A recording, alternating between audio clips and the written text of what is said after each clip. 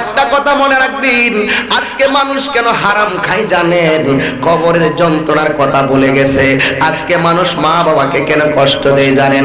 আখিরাতের জবাবদিহিতার কথা ভুলে গেছে।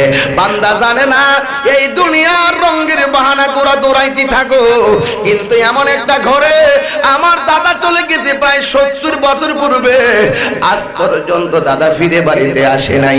আমার দাদি চলে গেছে 45 বছর পূর্বে, আজ পর্যন্ত দাদিও আসে নাই। আমার নানা চলে গেছে অনেক বছর পূর্বে, আমার নানা অত বাড়িতে আসে নাই। কোন দিন জানে আমি ওই ঘরে চলে যাব, আমি তাহিরি তো আর আসতে পারবো না। আপনারা বলেন ওই কবরে যাওয়ার আগে আমরা কি বাজারকে আপন বানাইবো না মসজিদকে? আল্লাহর হাবিব বলেন পৃথিবীর মধ্যে সবচাইতে নিকৃষ্ট জায়গা হলো বাজার। বোঝেন নাই কথা?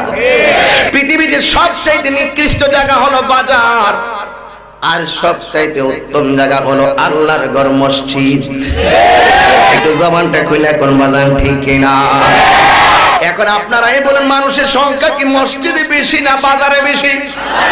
আরে মুসলমানকে জায়গা মতো আছে? রহমত আইব কোথায় থেকে? হেদায়েত কি হুজুর থেকে একদিন ওয়াজ করলে হেদায়েত পাওয়া যায় নাকি?